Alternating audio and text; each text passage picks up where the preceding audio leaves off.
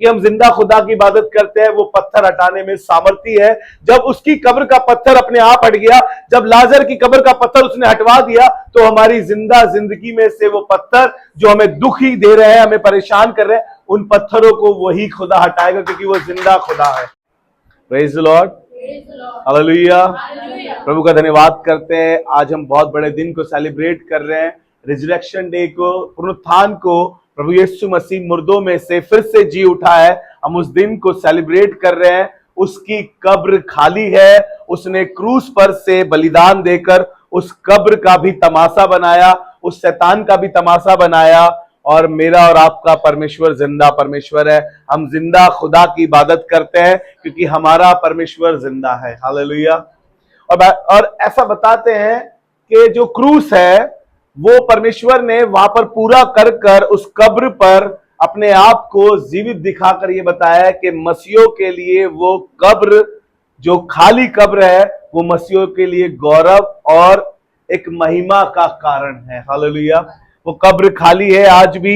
अभी एक बच्चा वर्ष पढ़कर गया, तुम जीवते को मुर्दों में क्यों ढूंढते हो, वो यहां नहीं है। ही इज नॉट हियर, वो यहां नहीं है, उसकी कब्र खाली है। कई बार हमारा कोई अजीज मर जाता है, तो जब वो इस संसार से कुछ करके जाता है, हम उसकी कब्र पर रोने जाते हैं, उसकी कब्र पर कैंडल जलाने जाते हैं, उसकी कब्र पर हार चलाने जाते हैं। लेकिन परमेश्वर का धन्यवाद करते हैं, हमारा जिंदा खुदा है हमारा।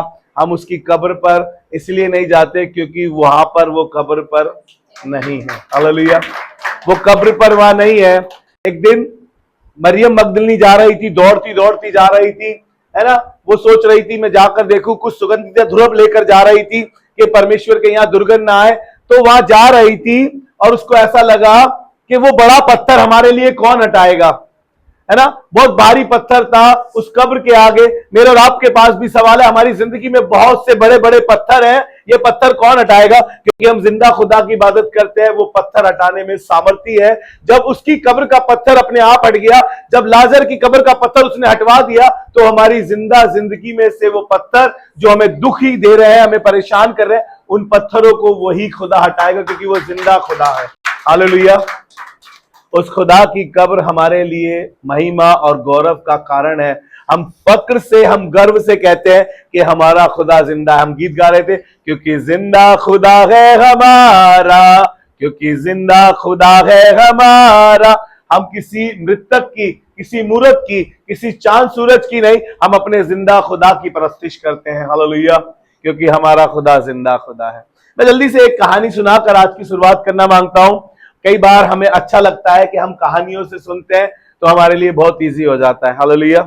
प्रभु का धन्यवाद करते हैं। ये कहानी आपने शायद मुझसे पहले भी सुनी होगी, लेकिन आज भी ये मुझे और आपको एक सामर्थ और एक ताकत देगी। एक बार एक बेटी और उसके पिताजी हाईवे से अपनी कार से जा रहे थे। अचानक से ना जाने कहां से मधुमक्खी वहां पर घुस गई, और उस बच्ची को एक डिजीज थी, यदि मधुमक्खी उसको काट लेगी तो वो मर जाएगी। जैसी मधुमक्खी गाड़ी में आई, वो जोर जोर से चिल्लाने लगी, पिताजी यदि ये मुझे काट लेगी मधुमक्खी तो मैं मर जाऊंगी, ये मधुमक्खी मुझे काट लेगी तो मैं मर जाऊंगी। वो बार बार एक ही बात कह रही थी और उसका बाप सुन रहा था। मौका देखते ही उसके पिताजी ने मधुमक्खी को पकड़ लिया। Praise the Lord. मधुमक्खी भी चालाक थी, मौका देखकर हाथ से निकल गई। वो फिर चिल्लाने लगी, पिताजी यदि ये मुझे काट लेगी तो मैं मर जाऊंगी, यदि ये मुझे काट लेगी मधुमक्खी तो मैं मर जाऊंगी। पिताजी ने अपना हाथ दिखाकर कहा, ये कुछ नहीं कर सकती, इसका डंक मैंने निकाल लिया है। हालेलुया। यीशु मसीह ने कुछ ऐसा ही करा उस क्रूस पर और उस खाली कब्र पर दिखाया, ए मौत अब तेरी जय कहां रही, ए मौत अब तेरी फतेह कहां रही, ए मौत अब तेरी जय कहां रही। जय ने मृत्यु को निगल लिया, मृत्यु का डंक जाता रहा और कब्र की जय जाती रही। मसीह में हमारी जय है। हालेलुया। प्रभु का धन्यवाद करते हैं। हमारा परमेश्वर जयवंत से भी बढ़कर परमेश्वर है और वो हमें भी जय में लिए फिरता है। मसीह में हमारी जय है। हालेलुया। और आज का टॉपिक ही है मृत्यु पर जय। Praise the Lord. आज का टॉपिक है मृत्यु पर जय। मेरे साथ निकाल के रखे यूहन्ना रचित सुसमाचार उसका 11वां अध्याय उसके 25 पद को पढ़ेंगे।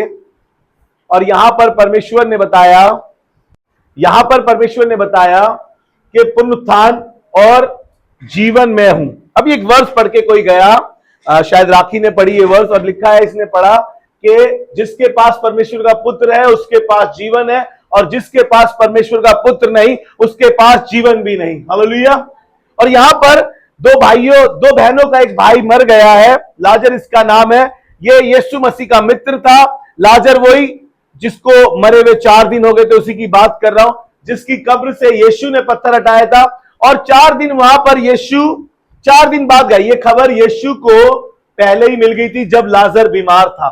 खबर तो तब मिल गई थी जब लाजर बीमार था, और इस बात के लिए यीशु ने अपने चेलों से कहा हमारा मित्र लाजर सो गया है।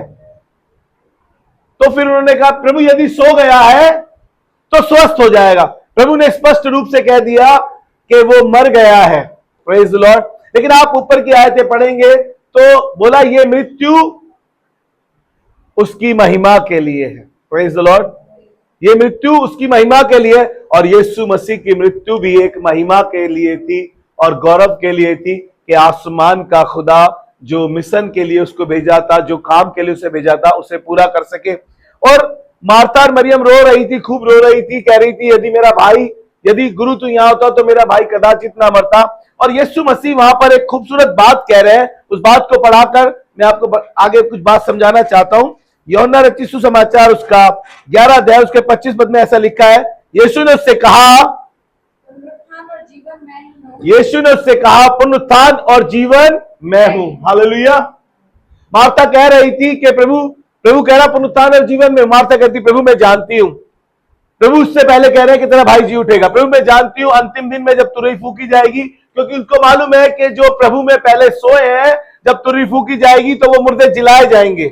मैं प्रभु का धन्यवाद करता हूं, जीवन का दाता यीशु खुद खड़ा होकर, जिसके हाथ में जीवन है, जिसके हाथ में मृत्यु है, जिसके हाथ में अधलोक की कुंजियां है, जिसके हाथ में जो जिसके लिए कह देता है वो हो जाता है, वो वहां खड़ा होकर उससे कह रहा है मार्था देख अगर मैं कह ही दूंगा तो तेरा भाई जीवित हो जाएगा। प्रभु मैं जानती हूं, लेकिन वो तब होगा जब अंतिम दिन आएगा। अरे खुदावन यीशु मसीह जहां खड़ा है वो अंतिम दिन है, क्योंकि वो आदि और अंत वही है, वो अल्फा और मेगा वही है, वही सब में सब कुछ है।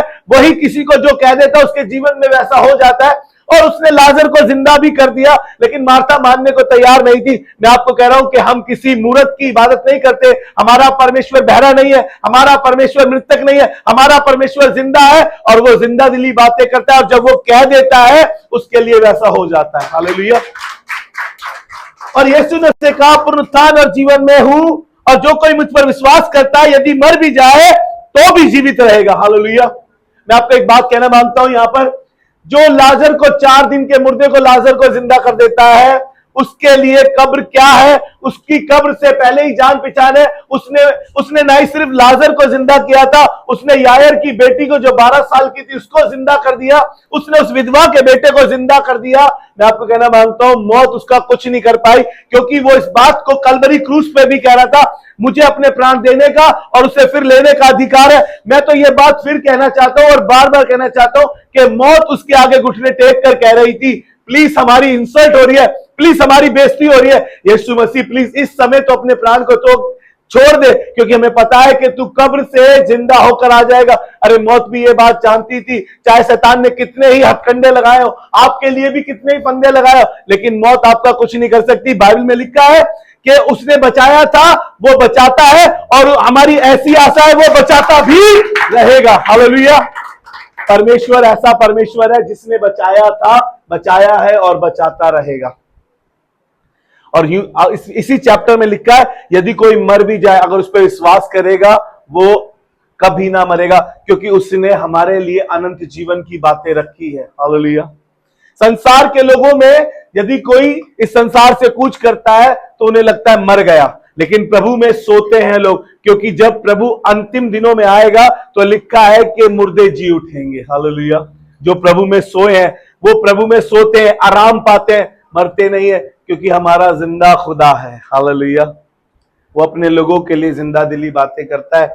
और उसने मरियम से कहा कि तेरा भाई जी उठेगा, और वो कब्र पर गया और कब्र से उसने क्या कहा, पत्थर को हटाओ। और मार्था कहने लगी बदबू आती होगी। आपको बताऊं यदि कोई अचानक से मर जाए, एकदम से खाना खाते खाते मान लीजिए सांस की फूड नली में ना जाके सांस की नली में चला गया, तो हम तुरंत हॉस्पिटल ले जाते हैं या हम खुद ही घर पे ट्रीटमेंट करने लगते हैं, फर्स्ट एड देने लगते हैं, हम उसकी छाती को प्रेस करने लगते हैं। हमें मालूम है हॉस्पिटल में ले जाते हैं तो वो फट से एट्रोपिन मारते हैं, कहीं ना कहीं सांस वापसी आ जाती है, कहीं ना कहीं सांस वापसी आ जाती है। ज्यादा होता है तो वेंटिलेटर पे कुछ दिन रख देते हैं, लेकिन प्रभु का धन्यवाद करता हूं, परमेश्वर का धन्यवाद करता हूं, 4 दिन के मुर्दे को कौन जिला सकता है, 3 दिन बाद कौन जिंदा हो सकता है, ये तो ना साइंस कर सकती है ना कुछ कर सकता है, ये तो परमेश्वर ही कर सकता है। हालेलुया, ये परमेश्वर ही कर सकता है। और परमेश्वर ने दिखाया क्योंकि कोई बीमार होता है, टिपिकल कंडीशन में होता है, कुछ ट्रीटमेंट देकर उसको जिला देते, थोड़े दिनों के लिए ब्रेन हेमरेज हो गया, वेंटिलेटर पे रख दिया तो वो जिंदा हो गया, पैरालाइज हो गया, कुछ भी हो गया, अटैक आ गया, किसी तरीके से दवाइयां देकर उसी समय जिंदा कर देता है। लेकिन 4 दिन के मुर्दे को कोई मेडिकल साइंस जिंदा नहीं कर सकती, 3 दिन के मुर्दे को कोई जिला नहीं सकता, क्योंकि उसने स्वयं अपनी भविष्यवाणी करी थी। उसने कहा इस मंदिर को ढा दो, मैं उसे 3 दिन फिर खड़ा कर दूंगा। इजराइलियों को लग रहा था, फरीसियों को लग रहा था, सदुकियों को लग रहा था 40 साल लगे इस मंदिर को बनाने में, ये 3 दिन में कैसे खड़ा कर देगा। और बाइबल बताती है वो अपनी देह के लिए, वो अपनी देह के लिए कर रहा था ये सब, उसने अपनी देह के लिए कहा था, और उसने कहा भी कि वो मुर्दों में से जी उठा। हालेलुया।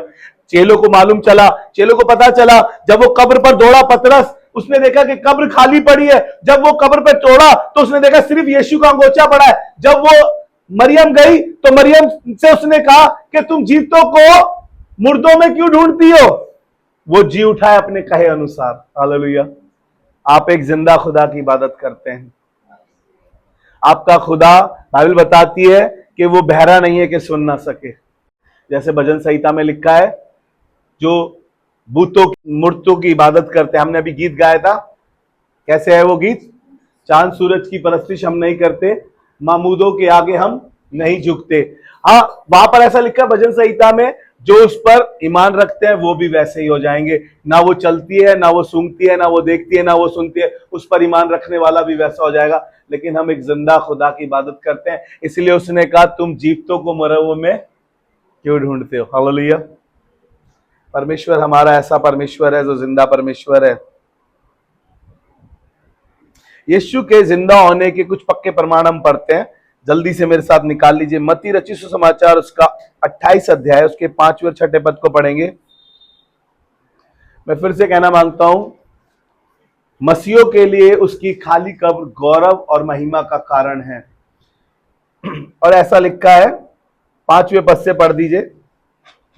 स्वर्गदूत ने स्त्रियों से कहा, स्वर्गदूत ने स्त्रियों से कहा, मत डरो, मैं जानता हूं कि तुम यीशु मसीह को जो क्रूस पर चढ़ाया गया, तुम यीशु मसीह को जो क्रूस पर चढ़ाया गया था ढूंढती हो, वह यहाँ नहीं है, परंतु अपने वचन के अनुसार जी परंतु अपने वचन के अनुसार जी उठा है। आपको मालूम है पिता क्या हुआ, जो सैनिक उसकी कब्र पर पहरा दे रहे थे, जो सैनिक वहां पर खड़े हुए उसकी रखवाली कर रहे थे, क्योंकि वो लोग भी जानते थे, क्योंकि इसने कहा है कि ये तीसरे दिन जी उठेगा।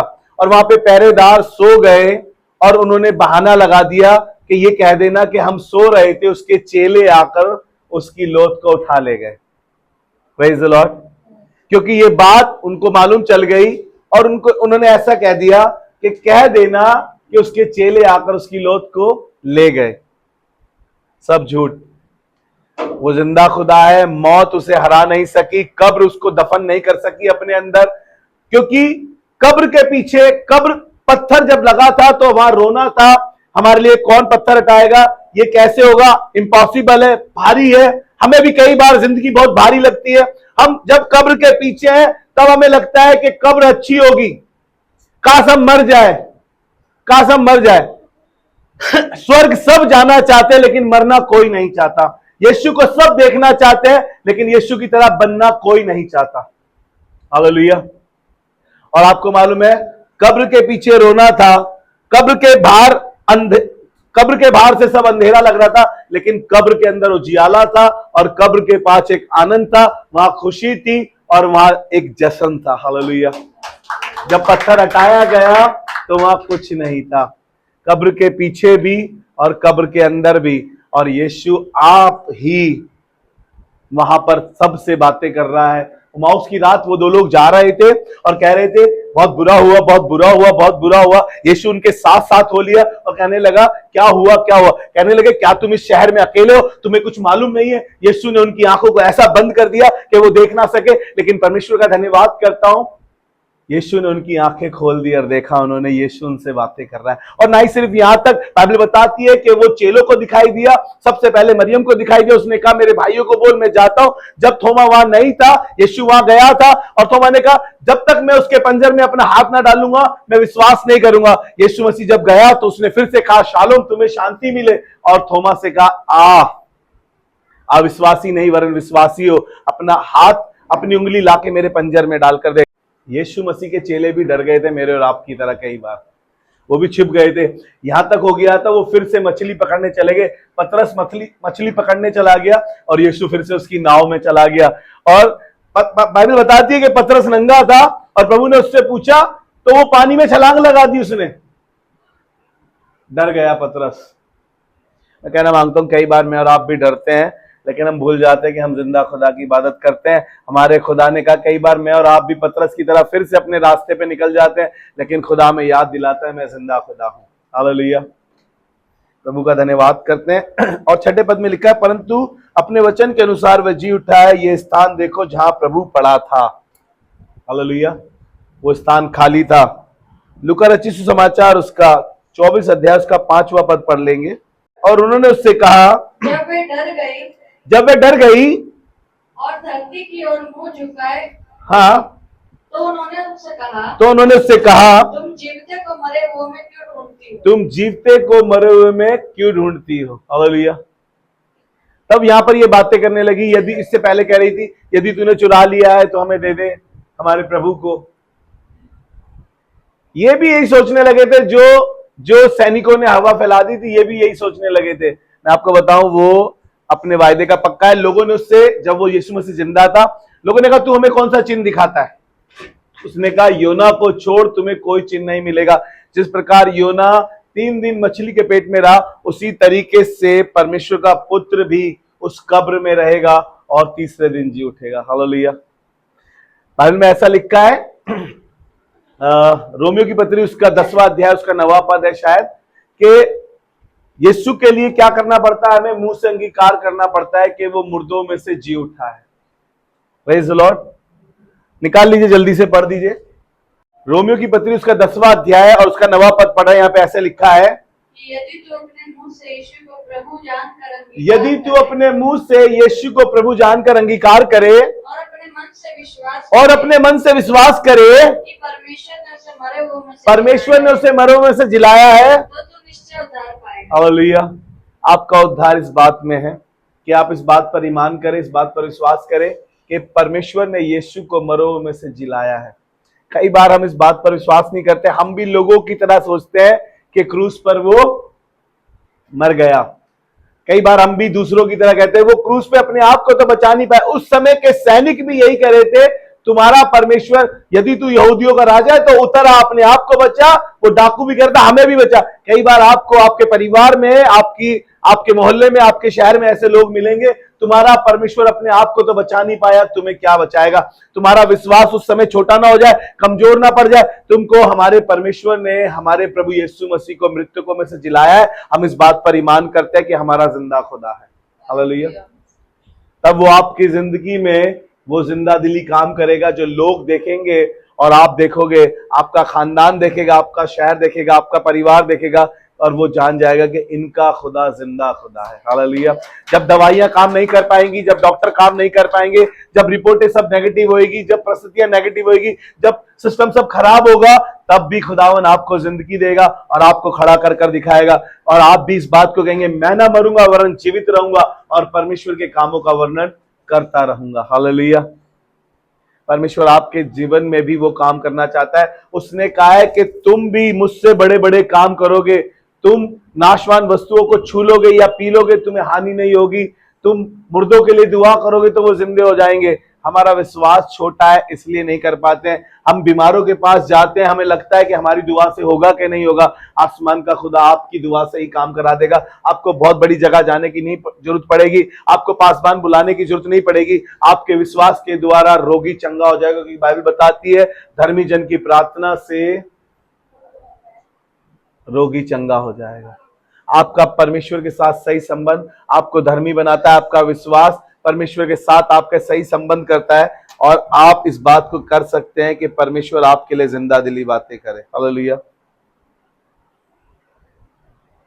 कई बार हम भी ना उन मरी हुई चीजों के पीछे पीछे चलते हैं कि हमारा इनसे उद्धार हो जाएगा। आपको एक किस्सा याद आ रहा होगा सदरक मेशक और अबेदनगो का। राजा ने एक मूरत बनवाई और कहा अब से इसी मूरत को धन्यवाद किया जाएगा। सदरक मेशक और अबेदनगो के लिए ये मुश्किल था, वो अपने जीवते परमेश्वर की आराधना करते थे। डैनियल की पुस्तक उसका 3रा अध्याय और उसके 16 पद से बात कर रहा हूं। और उन्होंने, राजा ने ऐलान कराया कि ऐसा ऐसा करोगे तो ठीक है, नहीं करोगे तो मारे जाओगे, आग के धधकते हुए भट्टे में डाल दिए जाओगे। और बाइबल बताती है कि उस मूरत को उन्होंने कहा, हे राजा, हम तेरी गड़ाई हुई मूरत को धन्यवाद नहीं करेंगे। हमें मालूम है हमारा परमेश्वर हमें तेरे हाथ से बचाने की कुव्वत रखता है और आग के धधकते हुए भट्टे से भी बचाने की कुव्वत रखता है। ना भी बचाए तो भी ना करेंगे। आपको बताया ये पक्के थे इस बात के लिए, मरने को तैयार थे, आग के भट्टे में जाने को तैयार थे, क्योंकि इन्हें मालूम था कि हमारा परमेश्वर जिंदा परमेश्वर है, वो हमें बचाने की सामर्थ्य रखता है। और ऐसा ही हुआ, उन्होंने मना कर दिया और इनको आग में और 7 गुना धधकवा दिया गया, डाल दिया गया। कई बार हम भी ऐसी मूर्तों के पीछे चले जाते हैं, हम ऐसी मूर्तों की इबादत करने लगते हैं, हम फिर से बैकस्लाइड हो जाते हैं, फिर से वही काम करते हैं। रिश्तेदारों ने बोला था, देखा सब कुछ खराब हो गया, देखा सब कुछ बर्बाद हो गया, अरे शैतान कर रहा है सब कुछ खराब, लेकिन आसमान का खुदा आपके लिए सब कुछ करने के लिए एफर्ट लगा रहा है, ताकत लगा रहा है। किसी को दुआ के लिए खड़ा करा है, किसी को आपको काउंसलिंग करने के लिए खड़ा करा है, लेकिन आप नेगेटिव ज्यादा सुन रहे हैं, आप लोगों की ज्यादा सुन रहे हैं। लेकिन परमेश्वर कह रहा है थोड़ी देर वहीं ठहर जाओ, सदरक और मेशक और अबेदनगो की तरह ठहर जाओ। कितना ही धधकता हुआ आग का भट्टा हो, कितनी बड़ी बीमारी हो, कितना ही कोर्ट केस तुम्हारे खिलाफत में हो, कितना ही तुम्हारा बच्चा खराब हो, लेकिन ठहर जाओ, आसमान के खुदा की ओर निगाहें करो। वो आग के धधकते हुए भट्टे में खुद आकर खड़ा हो जाएगा, क्योंकि वो जिंदा खुदा है। हालेलुया। बाइबल बताती है, ऐसा लिखा है उसी अध्याय में, 3रे अध्याय में ऐसा लिखा है डैनियल के परमेश्वर और चौथे का स्वरूप परमेश्वर के पुत्र के समान था। हालेलुया। पहला पत्रस उसका 3रा अध्याय उसका 19 पद पढ़ रहे हैं हम। यहां पर यीशु मसीह एक काम कर रहा है। जो लोग पहले प्रभु में सो गए हैं, जब यीशु मसीह जी उठा तो कैदी आत्माओं को जाकर सुसमाचार सुना रहा है। यीशु मसीह का अभिषेक हुआ था, जब हम पढ़ते हैं कि उसका अभिषेक हुआ है, वो कैदियों को सुसमाचार का प्रचार करे। और यहां पर जैसे यीशु मसीह जिंदा हुआ तो वो जाकर उन कैदी आत्माओं को, जो शैतान की चुंगल में थी, जो शैतान ने बांध कर रख रखी थी, जो प्रभु में पहले सोए थे, परमेश्वर पहले उन्हें छुटाने गया। और ऐसा लिखा है, उसी ने किसने, यीशु मसीह ने जी उठने के बाद उसी ने उसमें जाकर कैदी आत्माओं को भी प्रचार किया। हालेलुया। कैदी आत्माओं को कैसे प्रचार किया? जो कैद में थी आत्माएं।